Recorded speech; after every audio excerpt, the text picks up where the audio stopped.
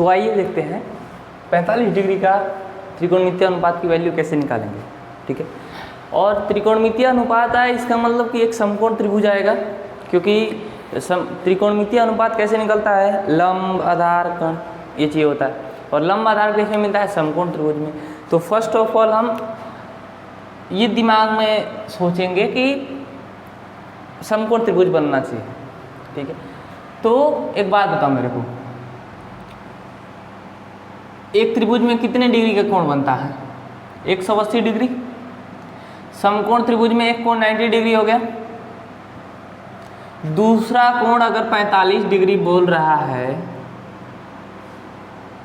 ठीक है, तो ये भी तो 45 होना चाहिए ना, क्योंकि टोटल तो 180 आना ही चाहिए। तो 90 और 45 जोड़ेंगे तो 135 हो जाएगा। 180 में से 135 घटाएंगे तो यहाँ पर 45 और बच जाएगा। ठीक है, इसका मतलब ये भी 45 डिग्री होना चाहिए।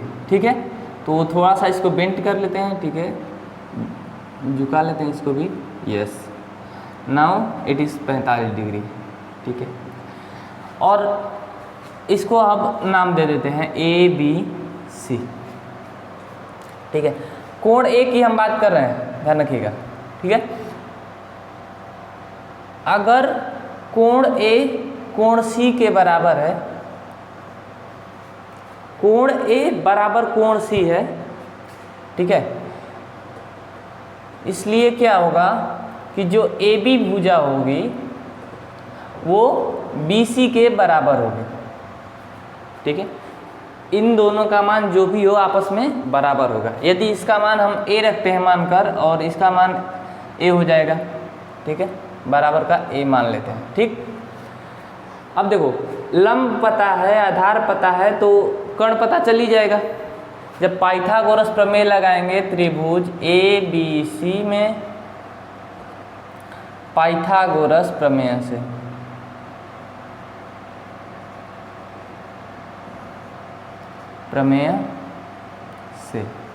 ठीक है, अब क्या होगा कि कर्ण का जो स्क्वायर, कर्ण जो होता है वो अंडर रूट में लंब का स्क्वायर यानी कि BC का स्क्वायर प्लस AB का स्क्वायर होता है। ठीक है, तो बस यहाँ पर वैल्यूज रख लीजिए। BC का मान A है तो A स्क्वायर प्लस AB का मान A है तो A स्क्वायर, ये हो जाएगा रूट में 2A स्क्वायर। A स्क्वायर है तो A बाहर आ जाएगा और रूट में 2 ही रह जाएगा, रूट का 2A। ये हो गया आपका कर्ण। ठीक है, कर्ण की वैल्यू आ गई।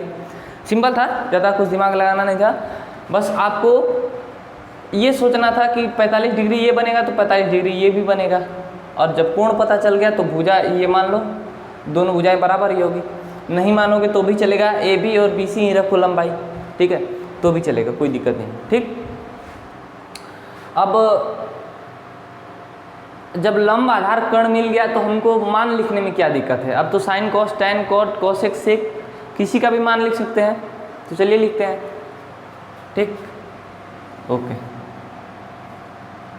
यहाँ से हमने किया चित्रकारी और यहाँ से चलिए लिखते हैं किसके लिए, तो 45 डिग्री के लिए।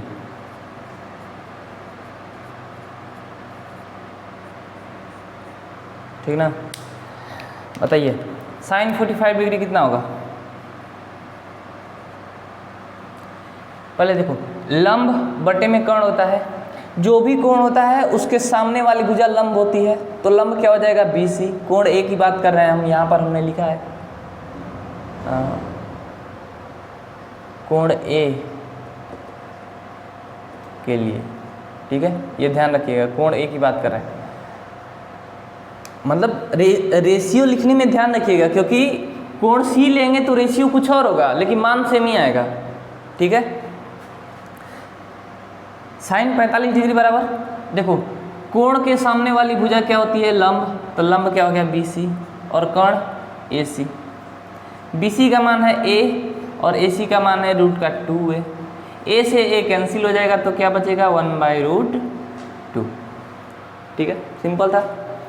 ऐसे ही आप और लिख सकते हो, देखो कोसेक काम लिख दे रहे हैं 45 डिग्री, ये जस्ट उल्टा हो जाता है रेशियो इसका, तो ऊपर कर्ण हो जाता है और नीचे लंब हो जाता है।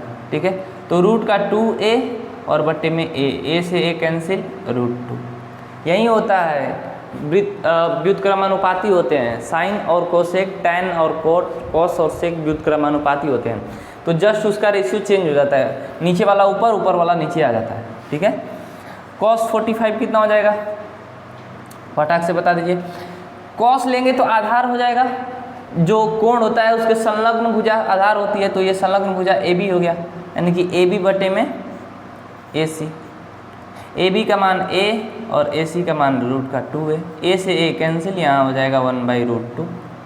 ऐसे ही सेक का हो जाएगा, सेक 45 डिग्री बराबर क्या हो जाएगा, जस्ट इसको उल्टा कर दो, AC बटे में AB और बराबर क्या हो जाएगा √2a/A। A से A कैंसिल, √2। देखो इजी करना मतलब कैलकुलेट करना बहुत इजी है। ठीक है, अगर tan 45 निकालना चाहे तो tan 45 डिग्री बराबर सामने भुजा, कोण के सामने वाली भुजा लंब BC और कोण से संलग्न भुजा आधार AB, दोनों का मान कितना है A/A, यानी कि दोनों कट जाएगा तो 1 मान आ जाएगा। ठीक है, और इसका व्युत्क्रम भी अगर हम लिखेंगे कॉट का, तो cot 45 डिग्री भी सेम ही हो जाएगा। आधार बटे में लंब होता है, तो कोण के संलग्न भुजा AB आधार और सम्मुख भुजा BC लंब, A बटे में A कैंसिल होकर 1 आ जाएगा। ठीक है, तो सिंपल था, ज़्यादा कुछ दिमाग लगाना नहीं था, बस एक त्रिभुज आपने बना लिया, उसमें सारी भुजाएं जैसे थी वैसे मानकर, अब उसके बाद रेशियो लिखना है तो वो तो सिंपल ही है। तो अब आपको सारणी याद नहीं करनी पड़ेगी। ठीक है, आपको बस इतना दिमाग में रखना है कि एक समकोण त्रिभुज था जिसमें दोनों भुजाएं बराबर थी और उसका कर्ण था √2, और उसके बाद आप कोई भी रेशियो लिख सकते हैं सिंपली। ठीक है, तो आगे बढ़े, ये वैल्यूज आप निकाल लोगे। ठीक है, एक बात यहाँ पर ऑब्जर्व करने वाली होती है, बहुत ही इंटरेस्टिंग बात है। ठीक है, ध्यान से सुनिएगा, साइन कॉस इन दोनों का मान 45 डिग्री पर सेम होता है। किस पर सेम होता है, 45 डिग्री। 45 डिग्री के अलावा ऐसी कोई वैल्यू नहीं होगी जिस पर इन दोनों का मान बराबर हो। ठीक है, वैसे ही कोसेक और सेक, कोसेक 45 डिग्री और सेक 45 डिग्री की वैल्यू क्या होती है, सेम होती है। इसके अलावा और कोई रेशियो नहीं होगा जिसका 45 डिग्री पर वैल्यू सेम हो। ठीक है, मतलब साइन, सेक और कोसेक किसी और कोण पर बराबर नहीं होंगे। और वैसा ही है टैन के साथ, टैन और कॉट, इन दोनों की वैल्यू 45 डिग्री पर ही बराबर हो सकती है, अदरवाइज और कहीं भी नहीं होगी। दोनों की वैल्यू सेम एक एंगल पर और कहीं नहीं आएगी, केवल 45 पर आएगी। ठीक है, तो ये ऑब्जर्वेशन वाली बात है, ये आपको ऑब्जेक्टिव में पूछ भी सकता है। ठीक है, ऐसा आपको बोल देगा क्वेश्चन में कि साइन थीटा बराबर कोस थीटा है, तो थीटा क्या है, साइन थीटा का मान कोस थीटा के बराबर है, तो थीटा कितना रहेगा, ऑप्शन में दे देगा आपको 30, 45, 60, 0। तो आपको वहाँ पर क्या टिक करना होगा, 45 डिग्री। 45 डिग्री के लिए दोनों का वैल्यू जो होता है बराबर होता है। ठीक है, तो आइए कितनी बात समझ में आ गई होगी आपको। और भी ऐसे आपको बना सकता है। ठीक है, कोई ऐसी बात नहीं है। यहाँ से आपको ऐसा पूछ दे कि 2 साइन थीटा बराबर साइन 2 थीटा, जैसा कि आपके एक क्वेश्चन में दिया, अभी करेंगे साइन 2 थीटा। तो यहाँ से थीटा की वैल्यू क्या होगी। ठीक है, तो अब कैसे पता चलेगा, तो अब आपको थोड़ा सा दिमाग लगाना होगा। यहाँ पर थीटा हम लोग क्या रखें, ऑप्शन में आपको 4 दिया रहेगा, एगो 0 डिग्री, एगो 30 डिग्री, एगो 45 डिग्री और एक 60 डिग्री। ठीक है, ये आपको बताना होगा कि इसमें कौन सा एंगल काम करेगा, यानी कि जिस एंगल के लिए दोनों का वैल्यू बराबर हो। ठीक, तो बस एंगल रख के चेक कर लेना है। ठीक है, चलिए चेक भी कर लेते हैं। अगर हम 0 डिग्री थीटा का मान रख रहे हैं, ठीक है, यदि थीटा बराबर 0 डिग्री, देन 2 साइन थीटा की जगह 0 डिग्री बराबर साइन 2 थीटा की जगह 0 डिग्री। अब देखो 2 साइन 0 डिग्री और यहाँ पर होगा साइन 0 डिग्री। साइन 0 डिग्री की वैल्यू क्या होती है? अच्छा नहीं बताया ना, चलिए ठीक है कोई बात नहीं। साइन 0 डिग्री की वैल्यू 1 होती है, सॉरी 0 होती है। तो 2 इंटू 0 और बराबर 0, तो 0 बराबर 0 आ गया, यानी कि सही है। दूसरा एंगल चेक करना चाहिए था। आप लोग और सारा एंगल चेक कर रख के चेक कर लीजिएगा, आपका कोई भी सही नहीं आएगा, केवल 0 डिग्री आएगा। ठीक है, तो ये थोड़ी चीज़ें ध्यान में रखनी होती है। ठीक, तो चलिए आगे बढ़ते हैं। ओके, और क्वेश्चन पर चलते हैं। जो ये रहे दोनों क्वेश्चन जिसको आपको फटाक से कर देना है। आपको पता चल गया कैसे सोल्व करते हैं, तो फटाफट से सोल्व करके कमेंट करिए और हम भी करते हैं। ठीक है, देखो 45 डिग्री की वैल्यू अभी हमने निकाला। tan 45 डिग्री की वैल्यू क्या होती है? 1। और हमने आपको बताया है कि त्रिकोणमितीय अनुपात का स्क्वायर होता है, यानी कि tan स्क्वायर 45 डिग्री है, इसको हम tan 45 डिग्री का भी इस होल स्क्वायर लिख सकते हैं। ठीक है, कोई दिक्कत नहीं है। तो इसको अगर वैसे के रूप में करेंगे तो tan 45 डिग्री की वैल्यू क्या होगी, पहले ये बताइए। 1, तो 1 का स्क्वायर लिख सकते हैं, कोई दिक्कत नहीं है, और बट्टे में 1 प्लस 1 का स्क्वायर। ठीक, और सॉल्यूशन करते वक्त ऐसा करना चाहिए ना, एक बार क्वेश्चन लिखना चाहिए। ठीक है, अब क्योंकि एग्जामिनर को आपको पता नहीं रहेगा ना कि क्या क्वेश्चन है, और पता भी रहेगा तो आपसे एक्सपेक्ट करेगा कि आप लिख कर करेंगे, क्योंकि तुरंत चेक करने में आसानी होती है। अब देखिए 1 माइनस tan 45 डिग्री की वैल्यू 1, 1 का स्क्वायर बटे में 1 प्लस 1 का स्क्वायर। ये तो 1 माइनस 1 और ये 1 प्लस 1, 0 बटे में 2। 0 में किसी भी संख्या से भाग दो, गुणा करो, वो सबको 0 कर देगा। इसकी इतनी क्षमता है कि ये सबको 0 कर देगा। ठीक है, शून्य में मिलाकर रख देगा। ठीक है, तो उसकी वैल्यू कितनी आ जाएगी? 0। आई होप इतनी बात क्लियर होगी। नेक्स्ट है, जैसा कि हमने यहाँ पर बताया था आपको कि ऐसा क्वेश्चन दिया है आपके, तो इसको चेक करते हैं ये कैसे होगा। अब देखो बारी बारी से एंगल चेक करते हैं। यहाँ पर 0 डिग्री के लिए हमने कर लिया था ना, एक एंगल कोई और लेते हैं। ठीक है ना, मान लो 60 डिग्री लेते हैं। ठीक है, अगर A बराबर 60 डिग्री है, और इससे मत टेंशन लीजिएगा कि यहाँ पर थीटा है, क्योंकि जो भी इनके साथ होता है, त्रिकोणमितीय के अनुपात के साथ होता है, वो कोण ही होता है। ठीक है, A 60 डिग्री लिए तो क्या होगा, साइन 2 इंटू 60 बराबर 2 साइन 60 डिग्री। ये क्या हो जाएगा, साइन 120 डिग्री और बराबर में 2 साइन 60 डिग्री। ये तो अपन 10th क्लास के रेंज के ही बाहर चला गया। 0 से 90 डिग्री ही पढ़ना है हमको ना, ग्रेटर इक्वल जो भी एंगल रहेगा और लेस देन इक्वल 90 डिग्री, यहीं तक हमको पढ़ना ही है। तो ये तो आउट ऑफ सिलेबस चला गया, तो ऐसा क्वेश्चन बनेगा नहीं। ठीक है, यदि और कोई कोण ले 30 डिग्री लेकर हम देखते हैं। ठीक ना, A बराबर अगर 30 डिग्री हम लेते हैं तो देखिए क्या होगा, साइन 2 इंटू 30 डिग्री बराबर 2 साइन 30 डिग्री। ठीक है, यहाँ से क्या हो जाएगा, साइन 60 डिग्री बराबर 2 साइन 30 डिग्री। 30 डिग्री और 60 डिग्री की वैल्यू हमने बता दिया आपको। साइन 60 डिग्री की वैल्यू क्या होती है, रूट का 3/2, और साइन 30 डिग्री की वैल्यू क्या होती है, 1/2। 2 से 2 कैंसिल, ये क्या हो जाएगा, 1 बराबर रूट का 3/2। ये कभी पॉसिबल है? एक बराबर होगा रूट 3/2 के?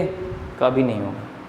ठीक है, यदि आपको ये भी जानना है कि कैसे नहीं होगा, तो देखो रूट 3 की वैल्यू 1.73 होता है, तो 1 इज नॉट इक्वल 1.73, इससे छोटा हो जाएगा, 1 से छोटा हो जाएगा। ठीक है, तो आई होप इतनी बात क्लियर होगी। आपको चेक करना होगा, और यहाँ से आपका आंसर जो आया है वो एंगल 0 डिग्री आएगा। ठीक है, तो आई होप इतना आप समझदार हो गए हैं कि इतना समझ गए, और इसके लिए 0 डिग्री के लिए सॉल्यूशन यहाँ पर है। ठीक, तो चला जाए नेक्स्ट क्वेश्चन पर। ठीक है,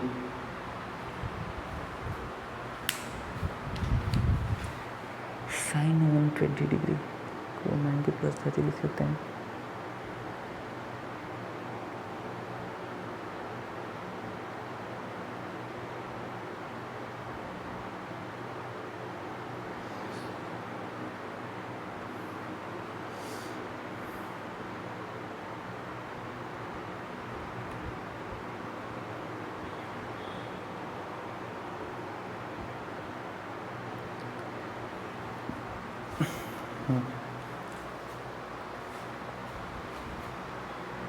एक सेकेंड, आपको तो गैस बन रही होगी ना, ये कैसे सोल्व होता है? ठीक है, देखो वैसे तो ये आपके सिलेबस के बाहर है, लेकिन चलो कर ही लेते हैं, कोई दिक्कत नहीं है। इसको यदि हम चाहें तो ऐसा लिख सकते हैं, sine 90 plus 20 degree, sorry 30 degree, ऐसा लिख सकते हैं। इसको ब्रेक करने के लिए लिखा जाता है, ठीक ना, यानी कि हम साइन 120 डिग्री को क्या लिख सकते हैं, साइन 90 डिग्री प्लस 30 डिग्री। और जब 90 डिग्री के साथ कोई भी एंगल ब्रेक होता है तो इसमें चेंज होता है, और साइन वाला बदल कर क्या हो जाता है, कॉस हो जाता है, यानी कि ये हो जाएगा कॉस, ठीक। लेकिन साइन की जो वैल्यू होती है 90 डिग्री से जब ऊपर जाते हैं तो वो माइनस में आती है, ठीक है। तो ये हो जाएगा साइन 90 प्लस थीटा माइनस का कोस थीटा हो जाता है। तो ये माइनस 90 है, 90 एक कांस्टेंट एंगल ले लिया जाता है, और ये है थीटा, तो ये हो जाएगा आपका माइनस का कोस, और ये थीटा है तो 30 डिग्री। अब बता दो कोस 30 डिग्री की वैल्यू क्या होती है, √3/2, यानी कि माइनस में √3/2 आ जाएगा। तो यहाँ से अब देख लो इसकी वैल्यू कितनी है, माइनस का √3/2, 120 डिग्री की वैल्यू माइनस का √3/2 कभी बराबर होगा साइन 60 डिग्री की वैल्यू क्या होती है, √3/2, 2 × √3/2 कभी बराबर नहीं होगा, ठीक है।